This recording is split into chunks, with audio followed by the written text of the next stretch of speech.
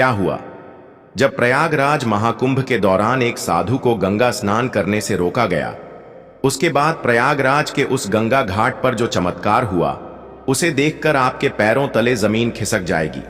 साल 2025 के जनवरी माह में प्रयागराज में सदी का सबसे बड़ा महाकुंभ लगने वाला है।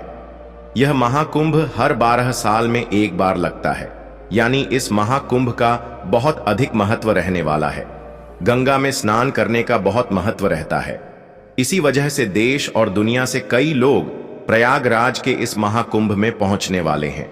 लेकिन अभी हाल ही में जो घटना सबके सामने निकल कर आ रही है, उसने सभी के होश उड़ा दिए। जहां पर एक साधु महाराज को गंगा नदी में स्नान करने से रोका गया।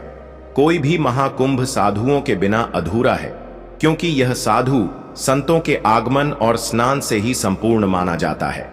देव भर से साधु महाकुंभ शुरू होने के कई दिनों पहले ही प्रयागराज पहुंच जाते हैं। इस घटना की शुरुआत होती है मध्य प्रदेश के महेश्वर में रहने वाले राधानंद जी महाराज से। राधानंद जी महाराज रोजाना सुबह 4 बजे उठकर ठंडे पानी से स्नान किया करते थे और भिक्षा प्राप्त करने के लिए निकल जाते थे। उन्होंने अपने जीवन काल में सांसारिक सुख का त्याग करके कई तपस्याएं की और कई सिद्धियां हासिल की। वे महेश्वर के घाट पर ही निवास करते थे। जब उन्हें प्रयागराज महाकुंभ लगने की खबर मिली तो वे महाकुंभ में जाने के लिए बहुत उत्साहित थे। वे तकरीबन 1 माह पूर्व महाकुंभ में पहुंचना चाहते थे, क्योंकि वे वहीं पर 2 से 3 महीने बिताना चाहते थे। उनका ऐसा कहना था कि महाकुंभ वह पवित्र समय होता है जहां पर देवी देवता स्वयं उस स्थान पर मौजूद होते हैं। वहां पर तप करना, साधना करना, भगवान का ध्यान कर बहुत ज्यादा फलदायी होता है। अगले दिन सुबह राधानंद जी महाराज जब प्रयागराज पहुंचे तो सुबह के 8:30 बज रहे थे। सुबह 4 बजे उनका स्नान करने का दैनिक नियम था। उन्होंने सोचा, क्यों ना आज गंगा नदी का पवित्र स्नान किया जाए, और वे प्रयागराज के गंगा घाट पर पहुंच गए। उस स्थान पर गंगा नदी की सफाई का कार्य चल रहा था। राधानंद जी महाराज को यह देखकर बहुत खुशी हुई। जब उन्होंने अपने कपड़े उतारे और गंगा नदी में स्नान करने के लिए आगे बढ़े तो वहां पर खड़े कुछ नगर निगम के अधिकारियों ने उन्हें रोक दिया। उनका कहना था कि आप अभी स्नान नहीं कर सकते, क्योंकि इस समय साफ सफाई का कार्य चल रहा है। प्रयागराज में रोजाना रात्रि के समय गंगा नदी की साफ सफाई का कार्य किया जाता है, ताकि दिन और शाम के समय यात्रियों को इस कारण कोई मुश्किलें ना हो। राधानंद जी महाराज काफी धैर्यवान थे। उन्होंने सफाई अधिकारियों को समझाया कि बात बहुत अच्छी है, लेकिन नित्य मेरा 4 बजे नहाने का नियम है, और आज अगर मैं प्रयागराज पहुंचा हूं तो मैं गंगा नदी में ही स्नान करूंगा, और मेरे एक अकेले के नहाने से ना तो तुम्हारी व्यवस्था बिगड़ेगी और ना ही मुझे कोई समस्या होगी। लेकिन वह अधिकारी अचानक से गुस्सा हो गया और उन साधु महाराज से कहने लगा कि आपको इसी समय क्यों नहाना है? अभी पूरा दिन पड़ा हुआ है। क्या यहां पर तुम्हें कोई इंसान नहाता हुआ दिख रहा है? क्या तुम्हारे अंदर इतनी शक्ति है कि तुम सुबह 4 बजे इतने ठंडे पानी से स्नान कर लोगे? व्यर्थ की बातें बनाना छोड़ दो और यहां से चले जाओ। अभी तक तो राधानंद जी महाराज बहुत विनम्र थे, काफी धैर्यवान थे, लेकिन उस अधिकारी के अपशब्दों को सुनकर के अचानक उन्हें बहुत बुरा लगा। उनका ऐसा मानना था कि गंगा नदी पर किसी का अधिकार नहीं है।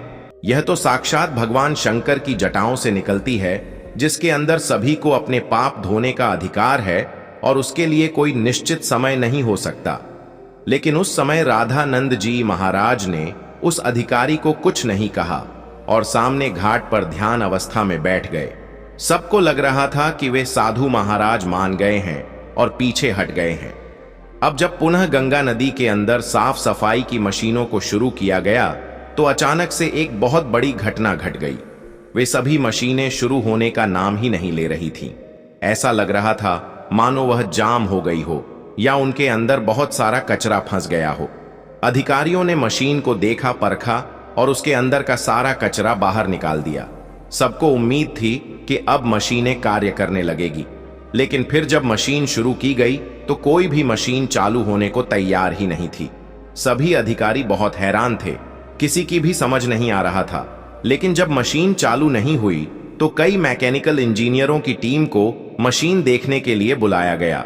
उन सभी मैकेनिकों ने मशीनों को अच्छी तरह से जांचा परखा और यही पाया कि मशीन तो एकदम सही है, लेकिन इसके चालू ना होने का कारण किसी को समझ नहीं आ रहा था। राधानंद जी महाराज अभी भी उसी घाट पर ध्यान अवस्था में बैठे हुए थे। गंगा नदी का साफ सफाई का कार्य उस दिन रुका हुआ था। सभी लोग बहुत हैरान थे। उस समय जो मैकेनिकल इंजीनियर वहां पर मशीन सही करने आया था, उसने जब राधानंद जी महाराज को देखा तो उसकी आंखें खुली की खुली रह गई। वह राधानंद जी महाराज के चरणों में गिर गया और बाबा उसे आशीर्वाद देने लगे। फिर वह सभी अधिकारियों को बताने लगा कि यह महेश्वर के सिद्ध महाराज हैं। बचपन के समय पर एक बार जब मुझे सांप ने डस लिया था तो इन्होंने ही अपने चमत्कार से मेरी जान बचाई थी। तब उस अधिकारी को अपनी गलती का एहसास हुआ। वह समझ चुका था अगर यह अपने दैनिक नियम के अनुसार 4 बजे गंगा स्नान करना चाहते थे तो मुझे इन्हें रोकने का अधिकार नहीं था। मैंने जो इनका अपमान किया, इन्हें भला बुरा कहा और गंगा नदी में स्नान करने से रोक दिया, उसी का परिणाम मशीनों की खराबी के रूप में हम भुगत रहे हैं। अब यही हमारी समस्या का समाधान कर सकते हैं। हमें इनसे माफी मांगनी पड़ेगी। सभी अधिकारी मिलकर राधानंद जी महाराज के पास गए, उनके चरणों में बैठ गए और हाथ जोड़कर कहा कि हमें इस बात का अंदाजा नहीं था कि आप एक दिव्य संत हैं। हमसे बहुत बड़ी भूल हो गई है। हमें आपको स्नान करने से नहीं रोकना चाहिए था। राधानंद जी महाराज अभी भी बहुत विनम्र थे। उन्होंने अधिकारियों से कहा कि यह जरूरी नहीं है कि कोई संत चमत्कारी खोखे तभी ही उसे गंगा नदी में स्नान की अनुमति दी जाए। गंगा नदी के ऊपर साधु संतों का सबसे पहला अधिकार है। सभी अधिकारियों ने उनसे हाथ जोड़कर कहा, अब आप गंगा नदी में स्नान कर सकते हैं। हम आपसे बहुत माफी चाहते हैं। राधानंद जी महाराज समझ चुके थे कि सभी अधिकारियों को उनकी गलती का एहसास हो गया है। उनका अभिमान दूर हो गया है। उन्होंने विनम्रता पूर्वक उन अधिकारियों से कहा कि तुम चिंता क्यों करते हो? अभी समय कहां बीता है? जरा अपनी घड़ी में समय तो देखो, आखिर क्या बजे हैं? जब सभी अधिकारियों ने अपनी घड़ी में समय देखा तो उनके रोंगटे खड़े हो गए, क्योंकि उस समय सुबह के 4 बज रहे थे। किसी भी अधिकारी को यह समझ नहीं आ रहा था आखिर इतना बड़ा चमत्कार कैसे हुआ। आखिर राधानंद जी महाराज ने अपने चमत्कार से समय को कैसे पलट दिया। इतना बड़ा चमत्कार देखकर सभी अधिकारी उनके चरणों में गिर गए और बाबा की जयकार लगाने लगे। इस चमत्कारी घटना के बाद सब लोग उन्हें मान गए और उनके दास बन गए, जिसके बाद वे सुबह 4 बजे अपने नित्य कर्म के अनुसार वे गंगा नदी में स्नान करने पहुंचे और इधर मशीनों को फिर से काम करना शुरू कर दिया। सारी मन एक साथ चालू हो चुकी थी, जिससे यह प्रमाणित हो गया कि यह मशीनें केवल रामानंद जी महाराज के इशारे का इंतजार कर रही थी। जैसे ही उन्होंने अधिकारियों का अभिमान चूर किया और गंगा नदी में स्नान किया, वैसे ही फिर से मशीनें चल पड़ी। यह बहुत बड़ा चमत्कार था जो हाल ही में प्रयागराज के महाकुंभ में हुआ है। वास्तव में दोस्तों, यह भूमि साधु संतों की भूमि है। यहां पर साधु संतों का ना तो अपमान किया जा सकता है और ना ही उन्हें छो समझा जाता है। इस देश का हर संत इस देश के लिए कुछ ना कुछ करता है और भक्तों को अध्यात्म के मार्ग से जोड़ता है। हमें कभी भी उनका अपमान नहीं करना चाहिए और ना ही उन्हें छोटा समझना चाहिए। इस पूरी घटना को लेकर आपके क्या विचार है, हमें नीचे कमेंट बॉक्स में जरूर बताइएगा। अगर वीडियो आपको पसंद आई हो तो लाइक जरूर करें, साथ ही चैनल को सब्सक्राइब करके बेल आइकॉन को प्रेस कर लें। हर महादेव।